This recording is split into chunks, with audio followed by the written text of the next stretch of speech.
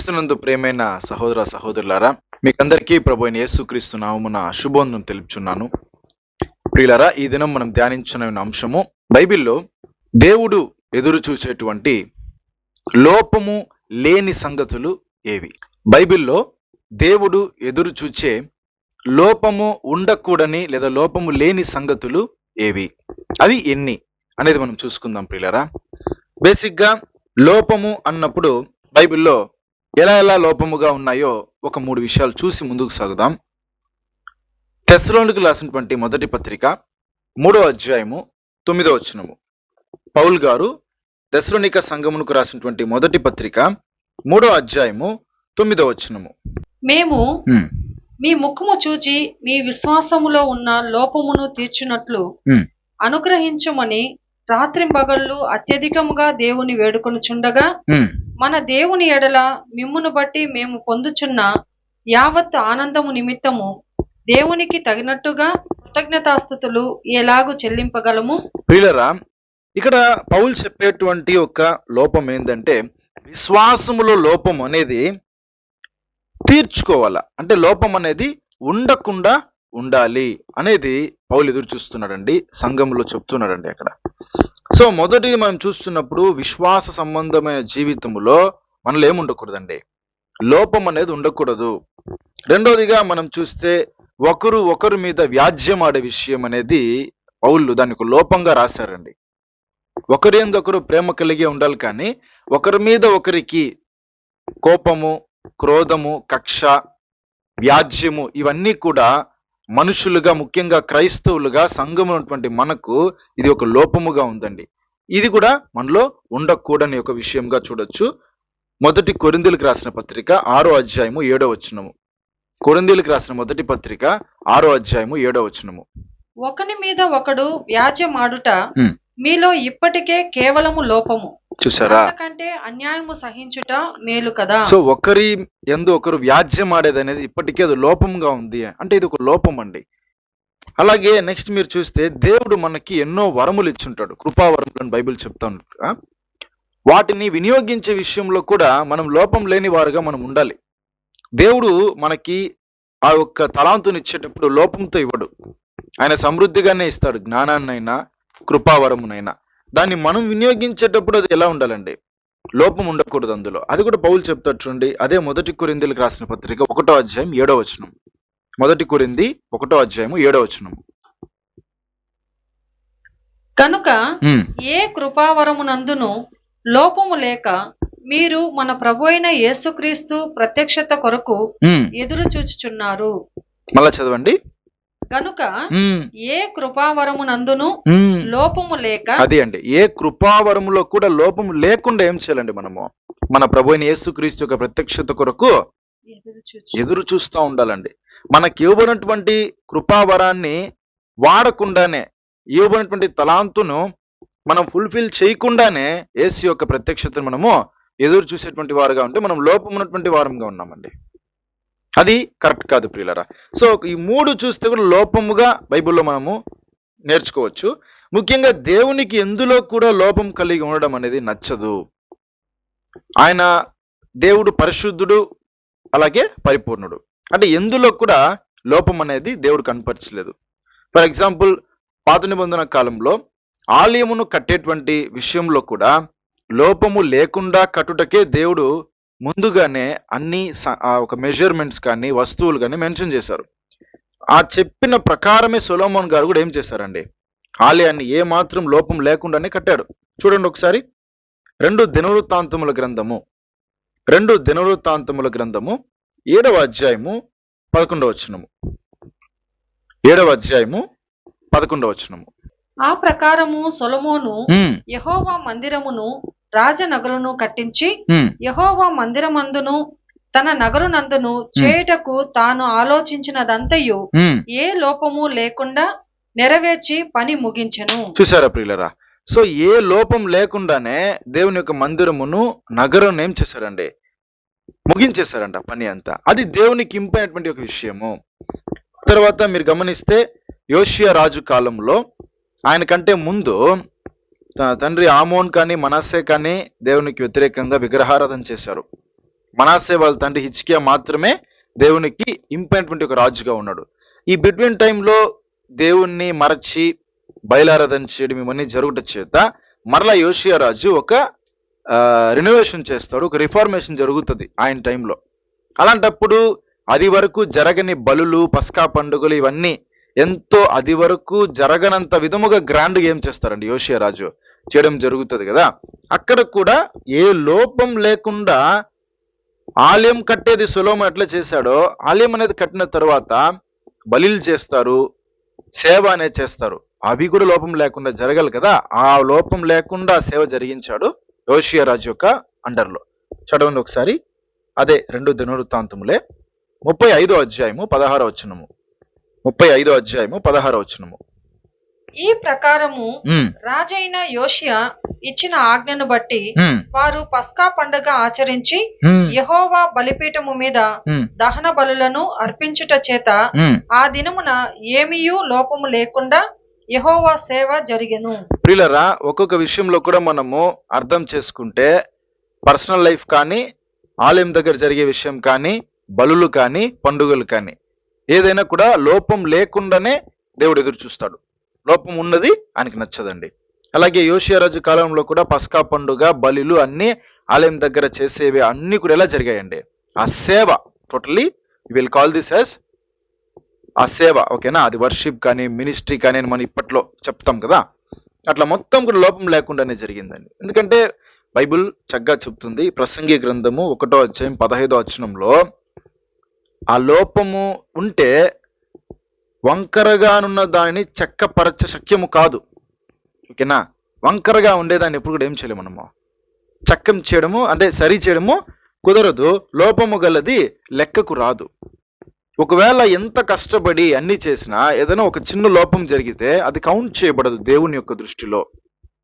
ఆ రోజు ఎట్లా అహరోన్ కుమారులు అంతా చేస్తా ఉన్నారండి, వేరొక అగ్నిని తీసుకొచ్చి వారు ఇంక్లూడ్ చేశారు, వాళ్ళు మరణించారండి. అది లెక్క లేకుండా పోయింది.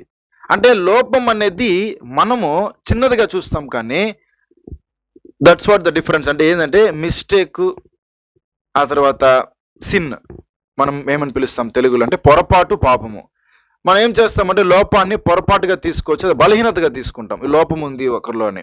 దేవుడు దాన్ని ఎలా తీసుకుంటాడంటే పరిపూర్ణతలో లెక్కకు రానంతగా దేవుడు చూస్తాడు దాన్ని. అదే డిఫరెన్స్ అండి, అది మనము ఐడెంటిఫై చేయాలి. అలాగే సామెతల గ్రంథం 2వ అధ్యాయం 21వ వచనంలో కూడా చక్కగా ఉంది. సామెతలు 2వ అధ్యాయము 21వ వచనము. యథార్థవంతులు దేశమందు నివసించుదురు, లోపము లేని వారు దానిలో నిలిచియుందురు. చూసారా, లోపము లేని వారే ఒక దేశంలో నివసించాలంటే లోపము లేని వారే దానిలో నివసిస్తారు. ఎటువంటి దేశం అది? యథార్థవంతులు నివసించేటువంటి దేశంలో లోపం లేనటువంటి వాడే అక్కడ నివసించగలుగుతాడు, ఓకేనా? అక్కడ నిలుస్తాడు దాంట్లో అని ఉందండి. సో ఓవరాల్ గా మనం చూస్తే లోపం అనేది దేవునికి నచ్చదు, అది అర్థం చేసుకోవాలండి. ఉదాహరణకు దేవుడే యాక్చువల్గా మీరు చూస్తే ఇప్పుడు మనుషుల్లో దేవుడు లోపాన్ని ఎదురు చూడకుండా ఉంటే దేవుడే ఫస్ట్ ఆఫ్ ఆల్ ఆ లోపాన్ని ఉండకుండా చేయాలి కదా. ఆయనకు సంబంధించి ఏమైనా చేయాలంటే కూడా ఇప్పుడు మన వరకు చేయవలసినటువంటి విషయాల్లో లోపం లేకుండా చేయగలిగే చేస్తాం. మన శక్తికి మించింది అంటే దేవుడే చేయవలసిన విషయాలలో, లోపం లేకుండా చేయాల్సిన విషయాల్లో దేవుడే చేయాలి. కానీ ఆ విషయంలో ఆయన ఎక్కడ కూడా లోపం లేకుండానే ఆయన చేసుకున్నాడు. ఏదంటే యేసుక్రీస్తు రాక ముందు వరకు ఒక నిబంధన కాలం ఉన్నింది, ఆ ధర్మశాస్త్రం అనుసరించినటువంటి ఒక జీవితం ఇజ్రాయేలీల మధ్యలో. కానీ ఎటువంటి పరిస్థితుల్లో కూడా ఎవరిని కూడా నీతిమంతులుగా చేయలేనటువంటి పరిస్థితి. ఏటేటా బలి ఇవ్వాలే గాని నిత్యమైన ఒక బలి ఎవరు అర్పించలేనటువంటి ఒక నిబంధన కింద జీవించారండి. అయితే అది ఒక లోపం గలదిగానే ఉన్నింది. కానీ ఒక క్రొత్త నిబంధనగా యేసుక్రీస్తును దేవుడు ఎప్పుడైతే పంపించాడో తద్వారా లోపము లేనటువంటి ఒక నిబంధనను ఆయన చేయడానికే దేవుడు కూడా లోపం లేని దాన్ని ఇష్టపడుతూ ఆయన చేసే కార్యాన్ని మనం చూడొచ్చండి. చదువుదాం హెబ్రీయులకు రాసిన పత్రిక 8వ అధ్యాయము 7వ వచనము. హెబ్రీయులకు రాసిన పత్రిక 8వ అధ్యాయము 7వ వచనము. క్రొత్త నిబంధనకు మధ్యవర్తి అయిన యేసుక్రీస్తు ద్వారా లోపము లేనటువంటి ఒక పరిస్థితిని దేవుడు తీసుకొచ్చాడండి. ఏలయనగా ఉమ్, ఆ మొదటి నిబంధన లోపము లేనిదైతే ఉమ్. రెండవ దానికి అవకాశం ఉండనేరదు. చూసారా, మొదటి నిబంధన ఏందండి? మనం ఫస్ట్ నుంచి చదువుకుంటూ వస్తే మనకు అర్థమవుతుందండి. ధర్మశాస్త్ర ప్రకారం 4వ వచనంలో, ధర్మశాస్త్ర ప్రకారం అర్పణలు అర్పించు వారు ఉన్నారు గనుక ఈయన భూమి మీద ఉన్నడలా యాజకుడై ఉండడు. అర్థమవుతుందా? దానిపైన మీరు చూస్తే ప్రతి ప్రధాన యాజకుడును అర్పణలను బలులను అర్పించుటకు నియమింపబడును. అందుచేత అర్పించుటకు ఈయనకు ఏమైనా ఉండుట అవశ్యం అని ఆ కాంటెక్స్ట్ అంతా చెప్పుకునేటప్పుడు ఆ నిబంధనలో లోపం ఉంది. బట్ ఆ లోపాన్ని తీర్చుటకు రెండవ నిబంధన, క్రొత్త నిబంధన ఎవరు వచ్చారండి? యేసుక్రీస్తు వారు వచ్చారు. మొదటి నిబంధనలో లోపం లేకుండా ఉంటే రెండవ నిబంధన దేవుడు ఇవ్వాల్సిన అవకాశం ఏర్పడి ఉండేది కాదు అని పౌలు చెప్తున్నాడండి. ఇది చాలా హై లెవెల్ కదా. దేవుడు యేసుక్రీస్తుని పంపడం అనేది చాలా పెద్ద విషయం అండి. అలాగా మనం అర్థం చేసుకోవాలి. ఈవెన్ దేవుడే అంటే ఈవెన్ కాదు, దేవుడే లోపం లేని కార్యాలు ఎలా చేస్తున్నాడో మనలో కూడా లోపం లేకుండానే ఆయన ఎదురు చూస్తున్నాడు ప్రియులరా. అప్పుడు మనలో ఎన్నో విషయంలో మనము లోపం కలిగినటువంటి వారంగానే మనం ఉంటాం కదా. బైబిల్ చెప్పింది చక్కగా యాకోబు రాసిన పత్రిక 3వ అధ్యాయము 2వ వచనంలో, మనం ఎన్నో విషయాలు క్రింద పడిపోతా ఉన్నామే, మరి ఏం సమాధానం చెప్తాం దేవునికి? కింద పడిపోతాము, బలహీనులని చెప్పుకొని మరలా మనం చాలా అపరాధముల్లో పాపంలో పడిపోతాం, పొరపాట్లు చేసేస్తూ ఉంటాము. వాటికి మనం దేవునికి ఏం జవాబు చెప్పాలండి? యాకోబు రాసిన పత్రిక 3వ అధ్యాయము 2వ వచనము, అనేక విషయములలో మనమందరము తప్పిపోవచ్చున్నాము. తప్పిపోచున్నామని ఇది రిజల్ట్. ఎవడైనను మాట యందు తప్పని ఎడల అట్టివాడు లోపము లేనివాడై తన సర్వ శరీరమును స్వాధీనమందుంచుకొన శక్తి గలవాడగును. చూసారా, అంటే అలా ఒకవేళ ఉంటే దేవునికి స్తోత్రము. అంటే శరీరమును స్వాధీనపరచుకొని వాటిలోనే ఏమున్నాయండి? లోపాలు ఎదురవుతా ఉన్నాయి. అది ఎన్ని విధాలుగైనా కావచ్చు. మన కంటి ద్వారా, మనం ఒక కాళ్ళు, మన చేతులు, మన నోటి మాటల ద్వారా, ఇవన్నీ కూడా సర్వ శరీరము.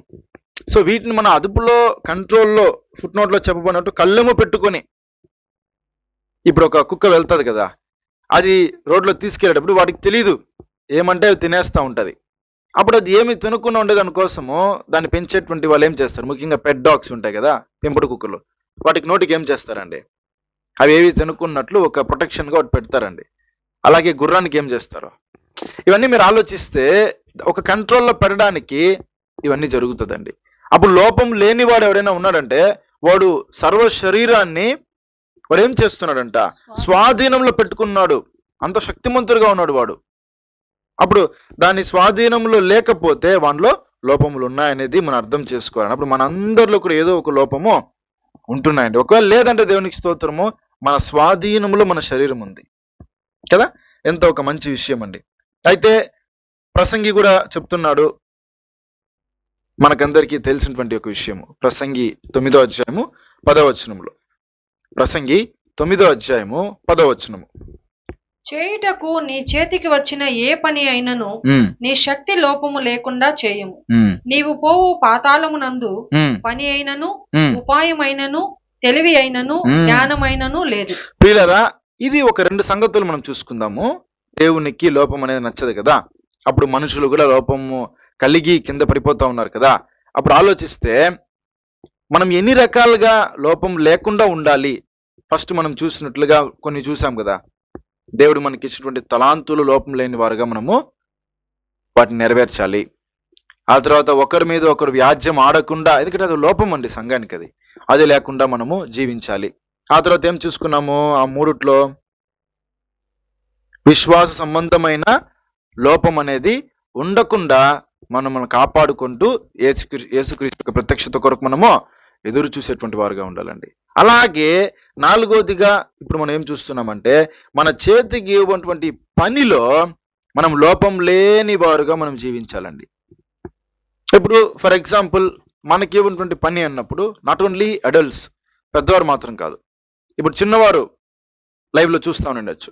ఇప్పుడు ఫర్ ఎగ్జాంపుల్ స్కూల్కి వెళ్ళే విద్యార్థులు, కాలేజ్కి వెళ్ళేటువంటి స్టూడెంట్స్, ఇప్పుడు వీళ్ళందరూ కూడా వారికి ఇవ్వబడినటువంటి విషయం చదువు. చదివేటప్పుడు అది లోపం లేకుండా చదివితేనే దేవునికి ఇష్టము.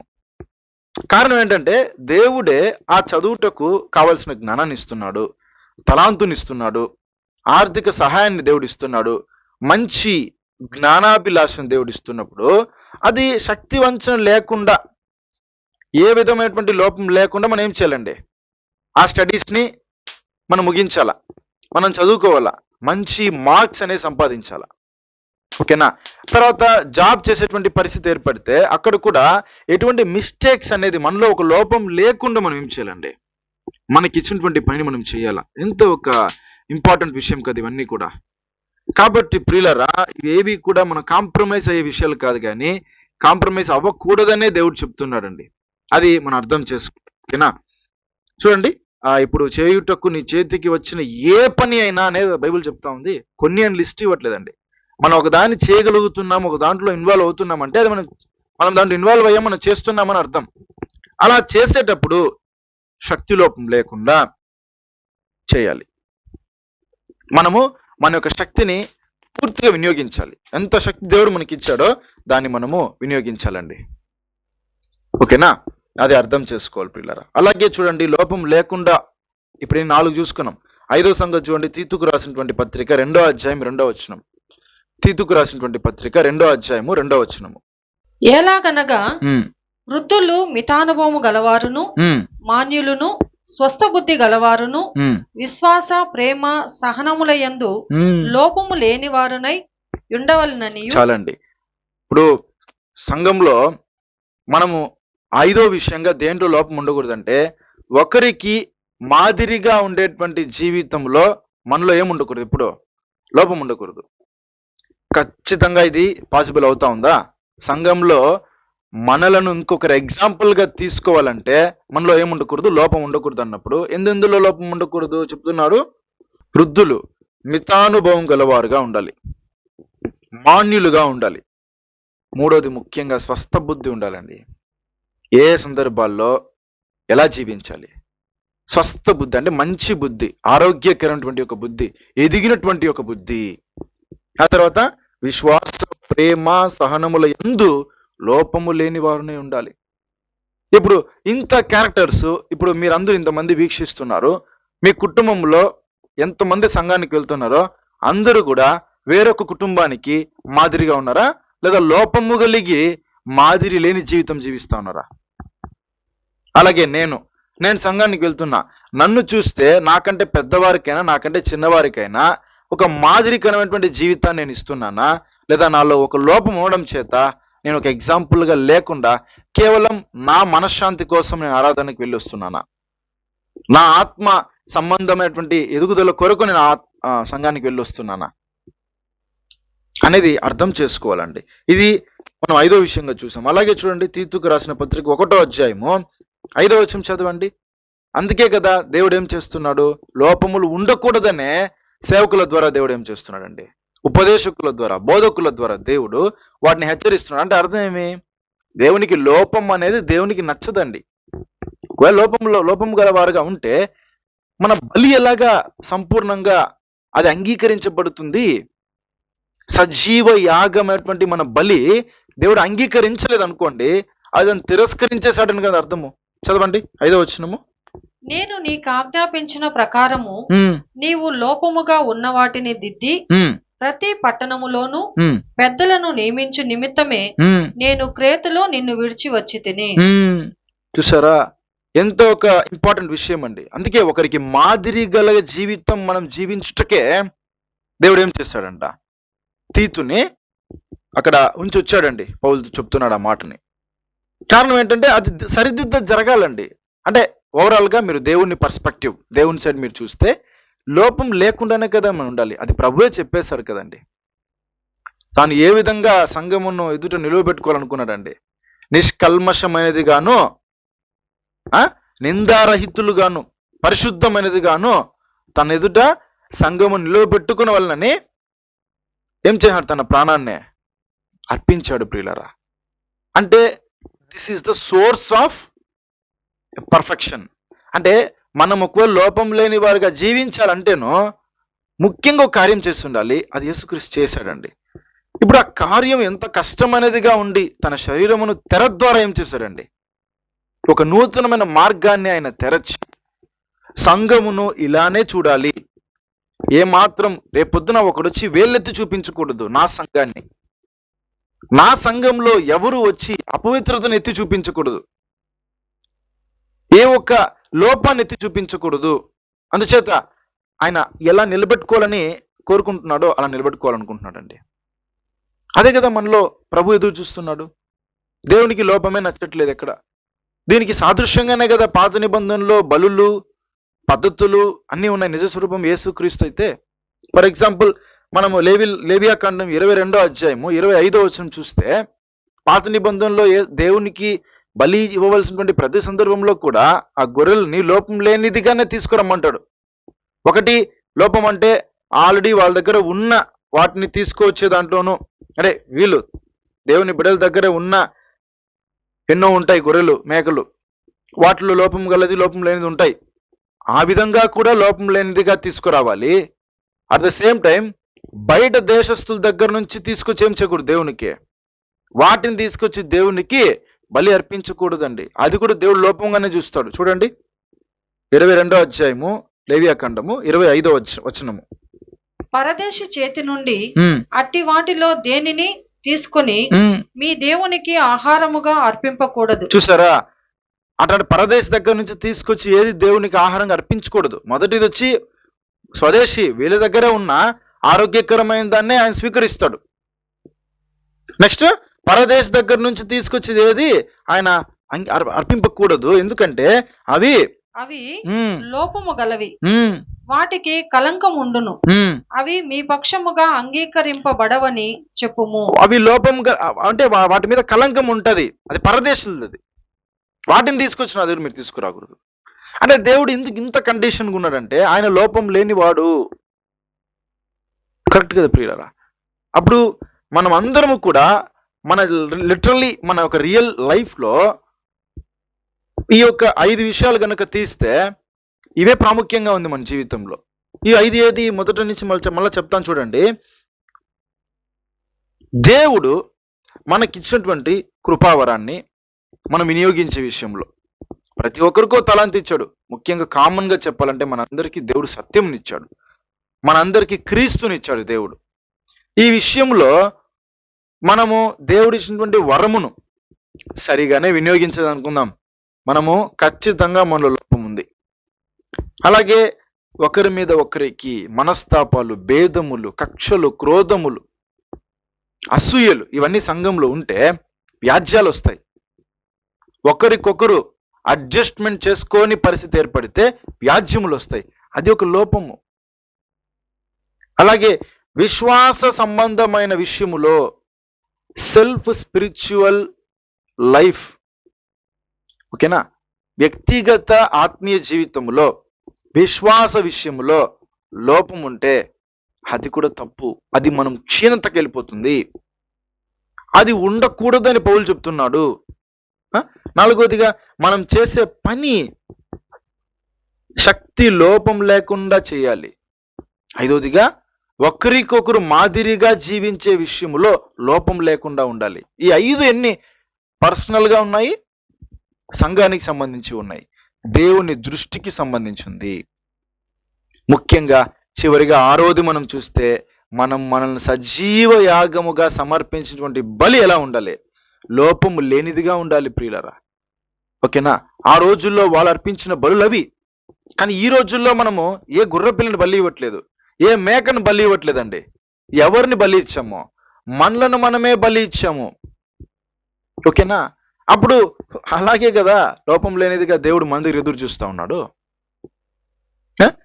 ఒకవేళ మనకి ఇచ్చినటువంటి లైఫ్ టైంలో మనం లోపం లేని వారుగానే మనం పరుగు పందాన్ని ముగించేసాం అనుకోండి, దేవుడు చక్కగా ఏం చేస్తాడో ఆయన మనకు నిర్ణయించినటువంటి ఆ యొక్క జీవ కిరీటాన్ని మనకి ఇస్తాడండి.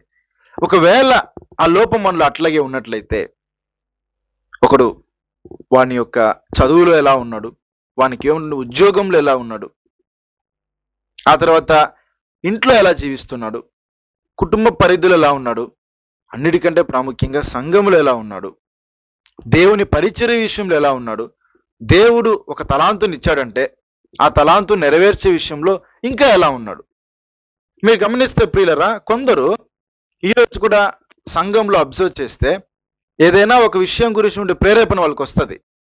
ఆ ప్రేరేపణ వచ్చినప్పుడు దేవుడు ఆ బ్లెస్సింగ్ వాళ్ళకి ఇవ్వబోతున్నాడని తెలుస్తా ఉంది. ఆ అవకాశం వాళ్ళ దగ్గరకు వస్తుంది తెలుస్తా ఉంది. దానికి ఇమ్మీడియట్ గా రెస్పాండ్ అయ్యి దేవునికి ఏ విధంగా అయినా నేను వాడబడాలనే దానికోసము ఇమ్మీడియట్ గా రెస్పాండ్ అయ్యేటువంటి వాళ్ళు ఉన్నారు. ప్రేరేపణ కలిగిన దేవుడు తలాంతి ఇస్తున్నాడని తెలిసినా ఇప్పటి వరకు రెస్పాండ్ కాకుండానే ఉంటారండి. అంటే దేవుడు ఇస్తే చాలరా పొందుకోవాలనే గతిలో పరిస్థితుల్లో మనం ఉండగా దేవుడు ఇస్తూ ఉన్నప్పుడు దానికి బిజీ షెడ్యూల్స్ అని చెప్పొచ్చు, లేదా దేవుడిచ్చే అవకాశం వాల్యూ తెలియకుండొచ్చు. కొంతకాలం తర్వాత దేవుడు దాన్ని పీకేస్తాడు. ఇప్పుడు అది ఏ లిస్ట్లో వస్తుంది? ఇక్కడ ఏ లిస్ట్లో వస్తుందండి? అది 1 కొరింథీ 1:7 ప్రకారం వస్తుంది. ఇప్పుడు చదవండి 1 కొరింథీ 1:7 దేవుడిచ్చిన కృపావరం అండి అది. 1 కొరింథీ 1:7 కనుక ఏ కృపావరము నందును లోపము లేక మీరు మన ప్రభు అయిన యేసుక్రీస్తు ప్రత్యక్షత కొరకు ఎదురు చూచుచున్నారు. అప్పుడు యేసుక్రీస్తు ప్రత్యక్షత అనేది ఒకటి ఉంది. దానికి ఎదురు చూస్తా ఉన్నప్పుడు వానిలో భయం పుడుతుందండి. నేను ఏ విధంగా అయినా ఇంతకాలం నేను దేవునికి ఉపయోగం లేకుండా జీవించాను, బట్ ఈ సమయం దేవుడు ఎన్నుకున్నాడు, నాకు తలాంతి ఇచ్చాడు అన్నప్పుడు దాంట్లో ఉపయోగపడటకు ముందుకు రావాలి. ఎన్నో ఉన్నాయి. దేవుడు ఏది ఇచ్చినా, ఫర్ ఎగ్జాంపుల్ క్లీనింగ్ విషయం కావచ్చు, చర్చ్ క్లీనింగ్ కానీ, పరిచారం చేసేటువంటి పని, సహోదరులకు పరిచారం చేసేది, దేవునికి పరిచారం చేసేది, ఫస్ట్ దేవునికి పరిచారం చేసేది, వచ్చినటువంటి సహోదరులకు పరిచారం చేసేది, లేదా ఆదివారం దినమున ఆరాధన జరిగే సమయంలో వచ్చి పరిచారం చేసేది, రకరకాలుగా ఉన్నాయి. దేవుణ్ణి స్తుతించుటకు మ్యూజిక్స్ నేర్చుకోవడం, ఇన్స్ట్రుమెంట్ నేర్చుకోవడం, ఇవన్నీ కూడా ఏంటంటే దైవికమైనటువంటి ఒక సంగతులు. వీటిలో లోపం ఉండిపోతుంది కొంతమందిలో.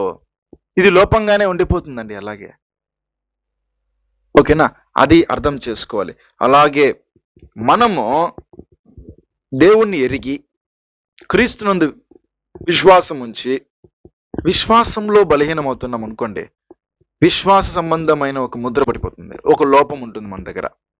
అది మొదటిగా మనం చూసుకున్న 1 దశలోనికి రాసిన పత్రిక 3:9 పౌలు చెప్పింది. అది ఉండకూడదని పౌలు ఏం చేస్తున్నాడో దేవుని ప్రార్థన చేస్తున్నాడు. అలాగే మూడోది ఏంది? ఒకరి మీద ఒకరికి వ్యాజ్యాలు, తప్పులు ఎత్తి చెప్పుకునేది, ఇవన్నీ కూడా ఒక లోపం అయిపోతుంది. ఇది సంఘానికి సంబంధించినటువంటి ఒక 3 విషయాలు ఇవి. ఇక వ్యక్తిగతంగా మీరు చూస్తే ఏ పని దేవుడిచ్చినా దాంట్లో మనం ఎలా ఉండాలి? శక్తి ఉండి కూడా దాన్ని వినియోగించకుండా ఉండేది. మనం అనుకుంటే దాన్ని చేయగలిగి కూడా దాన్ని చేయకుండా ఉండేదండి. శక్తి లోపం. ఇది కూడా సంఘానికి సంబంధించి ప్రతి ఒక్కటి వ్యక్తిగతమైనది, అట్ ద సేమ్ టైం సంఘానికి సంబంధించింది. ఇప్పుడు వ్యక్తిగతంగా నువ్వు చేయగలిగే సంగతులు కొన్ని ఉంటాయి, సంఘానికి సంబంధించి నువ్వు చేయగలిగే సంగతులు కొన్ని ఉంటాయి. వాటిని నువ్వు చేయవచ్చు, కానీ ఆ శక్తిని ఉపయోగించకుండా అది ఒక లోపంగానే పెట్టుకున్నాం అనుకోండి, ఆ విషయంలో మన మీద ఒక మరక అట్లాగే ఉండిపోతుందండి. అలాగే 5వది ఏం చూసుకున్నామో, ఎదుటి వారికి మనం మాదిరిగా జీవించే విషయంలో మనము ఎప్పటికి కూడా మనలో ఒక మిస్టేక్ని అలాగే పెట్టుకొని కంటిన్యూ చేస్తా ఉన్నామంటే ఎన్నో రకాలు ఉండొచ్చు. వాటిలో మనం మాదిరిగా ఉండలేము. స్త్రీ ఇంకొక స్త్రీకి మాదిరిగా ఉందా సంఘంలో? పురుషుడు ఇంకొక పురుషునికి మాదిరిగా ఉన్నారా? ఎలాగెలా మాదిరిగా ఉండొచ్చు? సంఘానికి ఆరాధనకు వచ్చే విషయంలో మాదిరిగా ఉండొచ్చు, సంఘానికి ఆరాధనకు రాకుండానే జీవిస్తా ఇతనిలాగా మనం ఉండకూడదు రబ్బా అనుకునేదానికి మాదిరిగా ఉండొచ్చు, సమయమునకు ఆరాధనకు వస్తూ ఇతరులకు మాదిరిగా ఉండొచ్చు, సమయానికే ఆరాధనకు రాకుండా ఇష్టం వచ్చినట్లు, అంటే వాళ్ళు సెట్ చేసిన టైంకి వాళ్ళు ప్లాన్ చేసుకునే వస్తారు తప్పితే, ఎలాగూ కూడా వాళ్ళ శరీరాన్ని మనం ఆల్రెడీ చదువుకున్నట్టు యాకోబు చెప్పినట్టు సర్వ శరీరాన్ని స్వాధీనమందు ఉంచుకొనకుండా, అది ఒక లోపంగానే వాళ్ళు ఎప్పటికీ అలానే ఉంటారు. వాళ్ళు దాంట్లో కరెక్షనే కనిపించదు, లేట్గా రావడమే అలా అని అదొక లోపం అది. సో ఇలా ఉండకూడదు అనేదానికి మాదిరి అయిపోతారు. ఆ తర్వాత సంఘంలో సరే ఎలాగో అలాగ వచ్చాం, దేవునికి ఏమైనా ఉపయోగపడుతున్నామా అంటే ఏ ఉపయోగము లేకుండా జీవించేదండి. ఇప్పుడు ఆరాధనకు రావడం, వెంటనే వెళ్ళిపోవడం. వాక్యం చెప్పేదేమంటే యేసుక్రీస్తు రాకడలో మొదటి పునరుత్థానం కావాలి, యేసుక్రీస్తు రాకడలో నేను ఎత్తబడాలి అనేసి ఊరికే చెప్పుకుంటూ, అక్కడ చదవండి ఒకసారి మళ్ళీ ఒకసారి చదవండి, 1 కొరింథీ 1:7 చదవండి. కనుక ఆ, ఏ కృపావరమునందును ఆ, లోపము లేక మీరు ప్రభువైన యేసుక్రీస్తు ప్రత్యక్షత కొరకు ఉమ్, ఎదురు చూచుచున్నారు. అవునా అవునా మనం ఎదురు చూస్తా ఉన్నామా? అది ఎవరికి చెప్పింది? అది కొరింథీ సంఘం. వాళ్ళు ధన్యులు. అది ఎటువంటి వ్యక్తి చెప్తున్నారు? పౌలు చేత చెప్పబడుతున్నారు. వాళ్ళకి ఇవ్వటువంటి కృపావరంలో లోపమే లేకుండా యేసుక్రీస్తు యొక్క ప్రత్యక్షత కొరకు ఎదురు చూస్తున్నారంట. మనం ఎలా ఎదురు చూస్తున్నామంటే లోపముతో ఎదురు చూస్తానే ఉంటామండి. బేసిక్ గా ఒక మనిషి గాని మన కంటి ముందర అలా ఉంటే వాళ్ళ ముందర మనం ఎంతో రోషంగా బ్రతుకుతామండి. కానీ ఎందుకని దేవుని పేరు ఇన్నిసార్లు ప్రస్తావిస్తా ఉంటే కూడా మనలో ఎందుకు రోషం రావట్లేదు? మనిషి అంటే ఎంత రెస్పాండ్ అవుతాము, దేవుడు అన్నప్పుడు ఎందుకు లేట్ చేస్తాము? అర్థం కాదండి. నెక్స్ట్ ఏం చదివాము? సొలొమోన్ ఆలయం కట్టాడు, యోషియా రెనోవేషన్ చేశాడు. ఇవన్నీ కూడా మనం చూసాము. ముఖ్యంగా బలి, బాప్తిస్మం తీసుకొని ప్రభు బల్లో చేవేస్తున్నాం వచ్చి. లోపం ఉన్నటువంటి వారుగానే కనుక జీవితం అంతా పోయి పాలు పంపు కలిగామనుకోండి, మనము లోపం ఉన్నటువంటి వారుగానే అయిపోతామండి. ఒక్క వారమన్నా ఒకసారి అర్థం చేసుకుందాం, ఒకసారి ఆలోచించుకుందామండి. ఒక వారమన్నా లోపం లేకుండా యేసు యొక్క శరీరానికి రక్తానికి సాదృశ్యంగా ఉండే రొట్టెను ద్రాక్షరసం తీసుకున్నామా? ఇది పర్సనల్ క్వశ్చన్. ఎంత సంతోషంగా ఉండాలి తెలుసా ఒక వారం అన్నా అలా తీసుకుని ఉంటే. చదవండి ఒకసారి ఇప్పుడు మళ్ళీ దాన్ని. ప్రసంగి 1:15 వంకరగానున్న దానిని చక్కపరచ సఖ్యము కాదు. నిజమే. బేసిక్ గా వంకరగా ఉండేదాన్ని ఎప్పుడు ఏం చేయలేము మనము, చక్కపరచలేము. అది చెట్లో ఉండే కొమ్మనే మనం చక్కపరచలేము, ఇంక జీవితాన్ని చక్కపరుస్తాము. నెక్స్ట్, లోపము గలది లెక్కకు రాదు. లోపంగా ఉన్నదాన్ని దేవుడు కౌంట్లోకి తీసుకోవట్లేదు. అది ఇలాగే చదివాము కదా. అది బలి ఇచ్చేటప్పుడు పాత నిబంధనలో బలిని దేవుడు యాక్సెప్ట్ చేయట్లేదు ప్రియులారా. బలిని యాక్సెప్ట్ చేయట్లేదండి దేవుడు. ఇంకా మనిషిని ఎందుకు యాక్సెప్ట్ చేస్తాడు? ఏ పాపం తెలియదు ఆ జంతువులకి, వాటిని యాక్సెప్ట్ చేయట్లేదు దేవుడు. మనల్ని ఎందుకు యాక్సెప్ట్ చేస్తాడు? చిన్న మందులో తీసుకొచ్చి కూర్చొని పెట్టాలంటే 1,00,000, 1,00,00,000, లక్షల కోట్ల సంవత్సరాలు నిత్య జీవం, అమరత్వమైన జీవితం మనకి ఇవ్వడానికి ఎట్లా యాక్సెప్ట్ చేస్తాడు దేవుడు మనకి? సామెతలు 2:21 యథార్థవంతులు దేశమందు నివసించుదురు, లోపము లేని వారు దానిలో నిలిచి ఉందురు. దీని అట్లే కంపేర్ చేసి చూసుకుంటే లోపమే లేని ఒక ప్రదేశం ఉంది, అదే పరలోకము. పరలోకంలో తండ్రి యెహోవా దేవుడు లోపం లేనివాడు. యేసుక్రీస్తు లోపమే తెలియలేదు ఆయనకి. ఆయన జూమ్ చేసి చూసిన ఈ ఇహమందు మనుషులకునో పరమందు దేవదూతలకునో లోపమే కనిపించలేదు ఆయనలో. నెక్స్ట్ ఆ స్టేజ్ లో ఉండేది మనమే. ఇప్పుడు ఎలా ఉన్నాం, మనం ఎలా జీవిస్తున్నాం? మనము ఒక్క విషయం అబ్జర్వ్ చేయండి. చర్చికి మనకు వస్తున్నామండి, మనం రెడీ అయ్యే దాంట్లో లోపం కలిగితే వస్తే ఎవరైనా మన ముఖం చూస్తారా? రెస్పెక్ట్ ఇస్తారు మనకి? కెట్టపడితే అట్లా రెడీ అయ్యి వచ్చేస్తే లోపంతో వచ్చినట్టే కదా అది. కానీ రెడీ అయ్యే విషయంలో ఎంత పర్టికులర్గా ఉంటాం మనము. జెంట్స్ అయితే మ్యాచింగ్, లేడీస్ చెప్పాల్సిన అవసరం లేదు, ఇంకా అన్నిటికీ మ్యాచింగ్. అన్ని చూసుకొని నీట్గా వస్తాం కదా. అవేవి దేవుడు చూడు, ఆఖరికి ఏదంతా దేవుడు చూడ్డో అన్నిట్లో లోపం లేకుండా ఉండేది. దేవుడు ఏదంతా చూస్తాడో దాంట్లో అంతా లోపం పెట్టుకునేది లిస్ట్. మనము లోపంతోనే ఉన్నాము. కాబట్టి ప్రియులారా 6 విధములైన లోపాల గురించి మనము ఈరోజు చూసామండి. మనం ఎప్పుడు పాజిటివ్గానే థింక్ చేసి వెళ్తా ఉంటాం కాబట్టి ఫ్యూచర్లో మన నాశనం ఏది మనం ఆలోచించుకోం. ఎప్పుడు మన నాశనాన్ని మనం ఎదురు చూడం కదా. మనం ఎప్పుడు బాగుంటాము, పైకెత్తబడిపోతాం. మనం బాగుంటాము, పైకెత్తబడిపోతాము. తాను నిల్చుచున్నాను తలంచుకున్నవాడు పడిపోకున్నట్లు మరీ జాగ్రత్త పడవాలని పౌలు చెప్పినాడు. మనం నిలబడి మనం బాగానే ఉన్నాం అనుకుంటానే కింద పడిపోతానే ఉంటాం. కాబట్టి ప్రియులారా మనమందరము జాగ్రత్త కలిగి లోపము లేని వారుగా మనం జీవించులాగున, వ్యక్తిగతంగా అయినా సరే దేవుని సేవకు సంబంధించి అయినా సరే ఆ ప్రకారం జీవించులాగున తండ్రి అయిన దేవుడు మనకందరికీ సహాయం చేయనుగాక. ఇంతవరకు ఓపికతో ఉన్న మీకు అందరికీ ప్రభువైన యేసుక్రీస్తు నామములో వందనం తెలియజేస్తూ ముగిస్తున్నాను.